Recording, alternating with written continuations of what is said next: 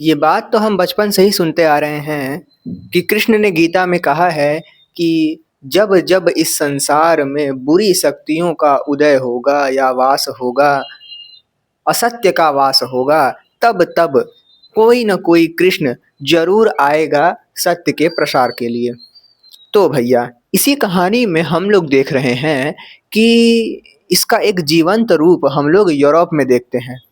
Europe की बात करें तो वही यूरोप का देश जो कि हमारे यहाँ एक तरीके से हम हमको अपना उपनिवेश बना लिया था। आज हम लोग बात करने वाले हैं उसी यूरोप के कुछ देशों की, जहाँ पर कि धार्मिक सुधार आंदोलन शुरू हुए। हम देखते पहले क्या हैं, हम देखते हैं कि ईसाई धर्म जो है वो यूरोप का एक राज्य धर्म घोषित कर दिया गया था। ज़्यादातर जगहों पर हम लोग देखते हैं कि जो लोग हैं वो चर्च के समर्थक बन जाते हैं। कैथोलिक चर्च नाम का होता है ना, हमने पुरानी वीडियोस में देखा है उस चीज़ों को। तो कैथोलिक चर्च नाम की चीज़ होती है, समुदाय होता है, लोग उसके समर्थन में आ जाते हैं। और कैथोलिक चर्च के लोग ऐसे लोग होते हैं जो कि विज्ञान, तार्किक चीज़ों को दबाने का काम करते हैं। उसी के साथ हम लोग अगर देखें तो चर्च के लोग विज्ञान को दबा ही रहे हैं, साथ ही साथ वो लोग लोगों को भी दबा रहे हैं, लोगों से भी कर ले रहे हैं। ये सब जब हम लोग देख रहे हैं तो हम लोग इसी के साथ ये भी देखते हैं कि वही गीता का श्लोक फिर से यहाँ काम कर रहा है कि जो संसार है उस पर बुरी शक्तियों का वास हो रहा है, यानी कि धर्म के नाम पर असत्य फैलाया जा रहा है। तो कोई ना कोई कृष्ण तो आएगा ही। इसी चीज़ को आज हम इस कहानी में देखने वाले हैं। तो आज के टॉपिक का नाम है भैया धार्मिक सुधार। बदलती हुई संस्कृति के अंतर्गत हमारा टॉपिक है धार्मिक सुधार। अरे भैया, धार्मिक सुधार।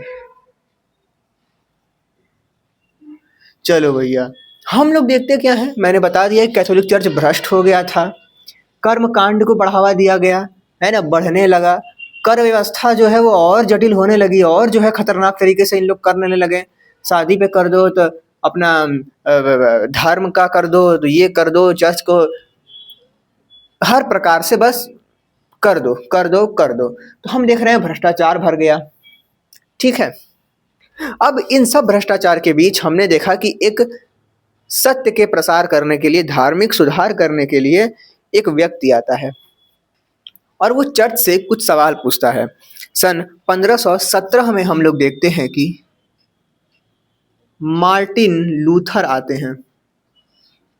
मार्टिन लूथर भैया आते हैं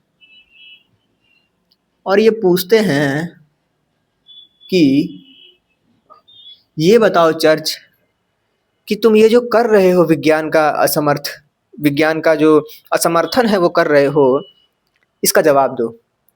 तुम मुझे जवाब दो कि क्यों धर्म के नाम पर कर लिया जा रहा है। इस तरह से करते करते उन्होंने लगभग 95 प्रश्न पूछे। हम लोग उनको 95 थीसिस कहते हैं, 95 थीसिस कहते हैं, 95 थीसिस। ये एक किताब होती है जिसमें मार्टिन लूथर किंग जो है या फिर मार्टिन लूथर जो है वो चर्च से 95 प्रश्न पूछते हैं।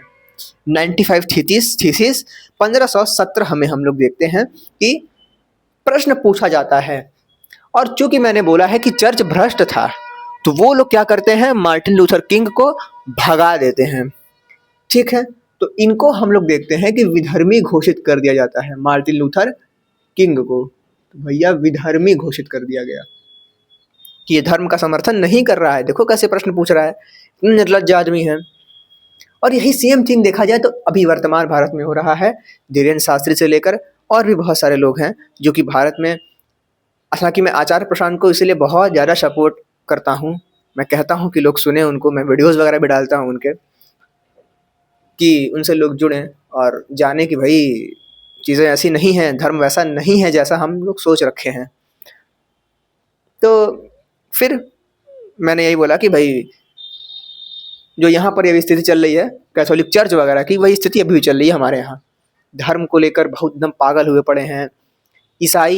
मुस्लिम और हिंदू मुस्लिम के बीच में जो खतरनाक लड़ाई चल रही है, उसके बीच हम लोग देख रहे हैं कि ईसाई खतरनाक फ़ायदा उठा रहे हैं। किस प्रकार से उठा रहे हैं वो आप लोग देख सकते हो कर्नाटक वगैरह क्षेत्रों में। खैर आगे बढ़े तो अभी हम लोग देखते हैं कि इन्होंने जर्मनी में प्रोटेस्टेंट चर्च को स्थापित किया। जर्मनी में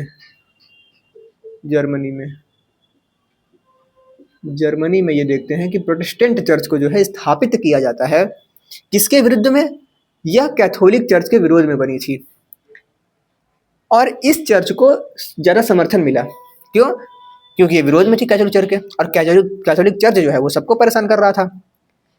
अब हम लोग देखते हैं कि दबाव में आकर कैथोलिक चर्च ससुरा जो है सावधान हो जाता है और थोड़ा सा अपने दबाव को कम कर देता है। परंतु अब पछताए होत क्या, जब चिड़िया चुग गई खेत। दबाव आने पर चर्च थोड़ा सुधार करता है। ठीक है, सुधार तो करता है परंतु अब देर हो चुकी थी। इसी बीच हम लोग देखते हैं कि इग्नेशियस लोयोला भी होते हैं। इग्नेशियस लोयोला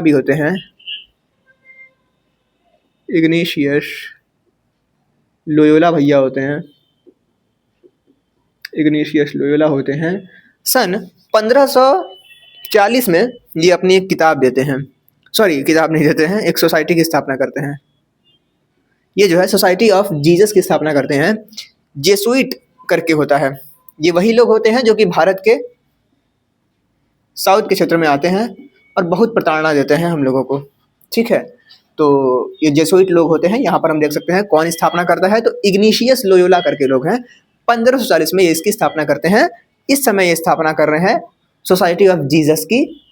और ये हम लोग देखते हैं कि एक प्रकार के धार्मिक सुधार आंदोलन शुरू हो रहा है। इसी सुधार आंदोलन में हम लोग आगे देख रहे हैं कि सबसे ज़रूरी चीज़ क्या थी। सबसे ज़रूरी चीज़ अभी हम लोग के लिए क्या है, भारत वालों के लिए विज्ञान को अपनाना ही सबसे ज़रूरी चीज़ है ना। क्योंकि अभी जो धर्म पर एक कचरा चढ़ चुका है उसको मिटाया जाना बहुत मुश्किल है। हम क्या करते हैं कि उस धर्म से थोड़ा सा अलग होते हैं और एक नया विज्ञान, एक तरीके से एक नया शुरुआत करते हैं विज्ञान के माध्यम से। तो हम लोग देखते हैं भाई कि धर्म को ये जो एक गलत रूप दिया गया था कैथोलिक चर्च के द्वारा, है ना, भ्रष्ट चर्च के द्वारा, हम लोग देखते हैं कि विज्ञान और धर्म की लड़ाई चलने लगती है। ये धर्म की लड़ाई कैसे चलती है भाई, इस पर तक पिक्चर बनना चाहिए ना यार। बना ही होगा, उन्होंने पिक्चर बना ही होगा। मार्टिन लूथर किंग वगैरह पे शायद कोई पिक्चर बना ही होगा हॉलीवुड में, क्योंकि यार खतरनाक कहानी है ये सब। तो धर्म और विज्ञान की लड़ाई में सबसे पहले कहानी ये होती है कि जो हमारे धार्मिक लोग होते हैं, यानी कि चर्च के लोग होते हैं, इनकी एक मान्यता होती है कि हम लोग सर्वश्रेष्ठ हैं। हमारी जो पृथ्वी है उसी के चारों ओर सूरज जो है इधर से निकलता है इधर जाता है, तो सूरज और सारा ब्रह्मांड हमारे पृथ्वी के चारों ओर घूमता है। परंतु इस बात को गलत साबित कर देते हैं हमारे कोपरनिकस भैया। तो आती है कोपरनिकसीय क्रांति।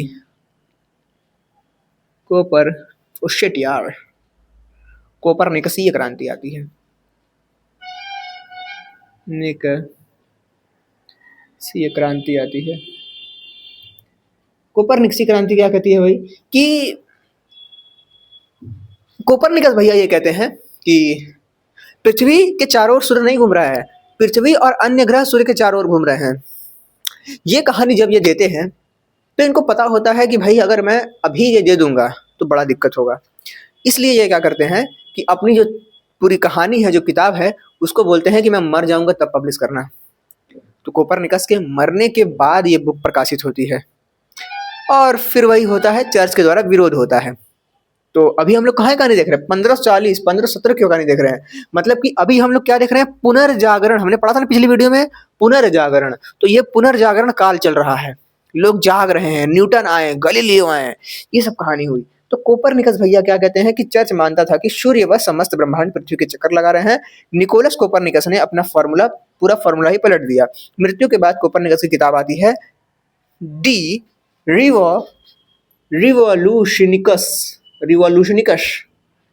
रिवोल्यूशनिकस। बड़ा खतरनाक नाम है भाई, मेरे बोलने नहीं जा रहा है।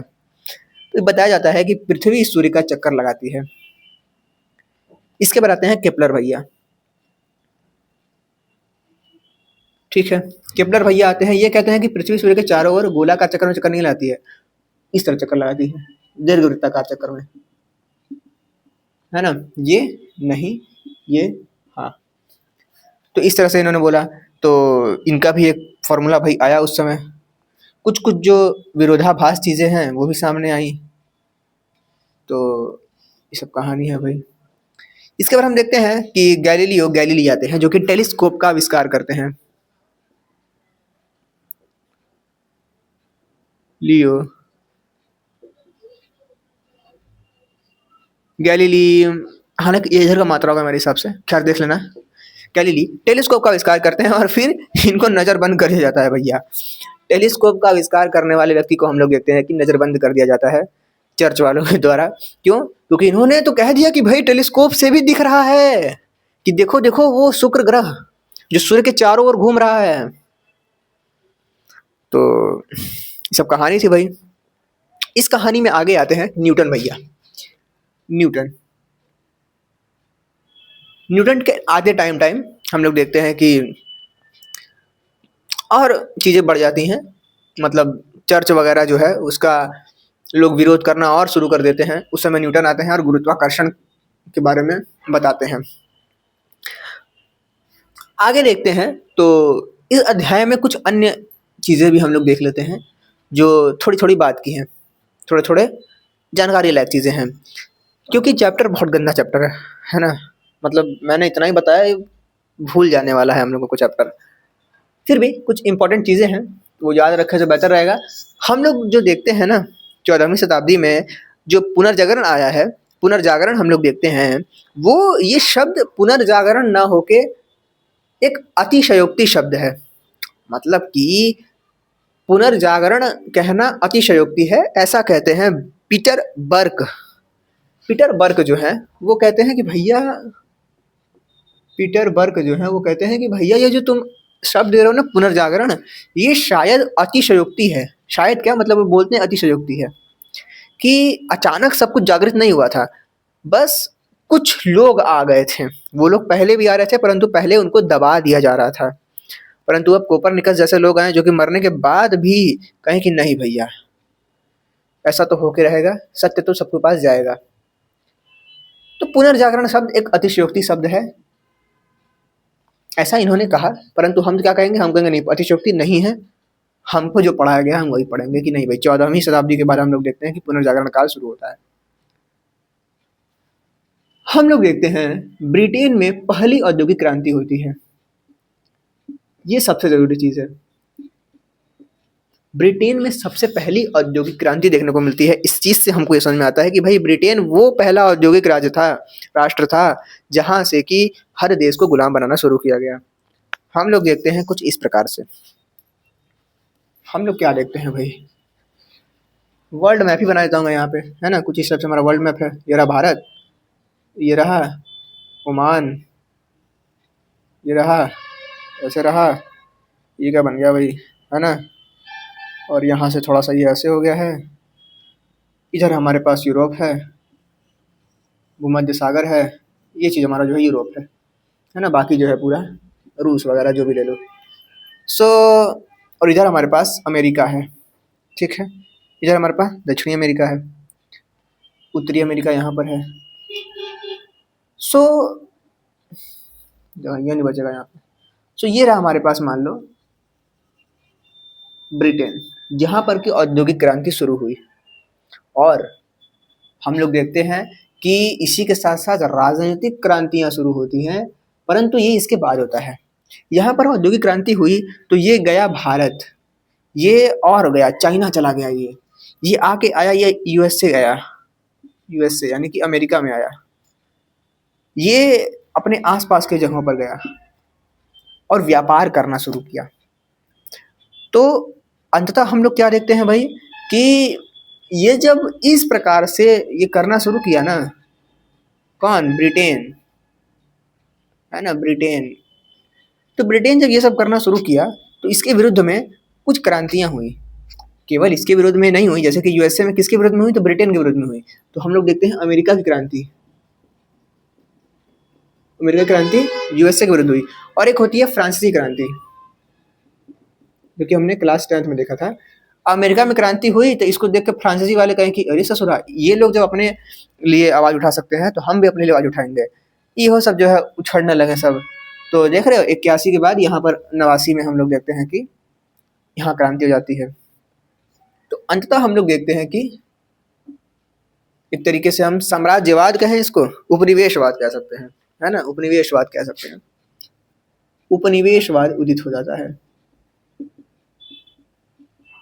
उपनिवेशवाद उदित होता है और इसके कारण राष्ट्रवाद उदित होता है।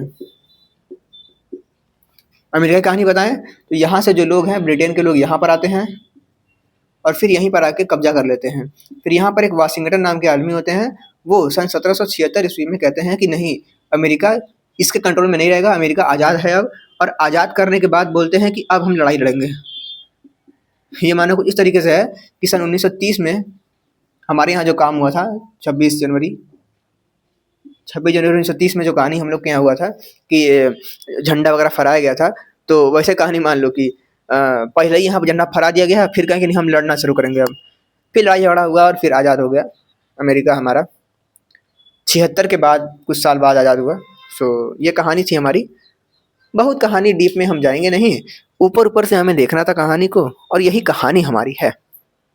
इस कहानी में हम क्या देखें? हमने यही देखा, धार्मिक सुधार आंदोलनों को देखा ये पूरा, और फिर हम देखते हैं कोपरनिकसी क्रांति को। कुछ नए नए लोग आते हैं, इन सब का नाम हमने अपने फिजिक्स में, केमिस्ट्री में तो नहीं, बट हाँ फिजिक्स में ज़रूर देखा है। तो इनको हम लोग देखते हैं और फिर हम लोग आते हैं राजनीतिक क्रांति की ओर। मुझे वैसे ही मिटाना ही है तो मैं वैसे मिटा दूँ। चलो भाई, मज़ा आ रहा है भाई मिटाने में अब तो। अरे चलो भैया, तो यही कहानी है, मिलते हैं नेक्स्ट वीडियो में। अब और क्या करना है हमको।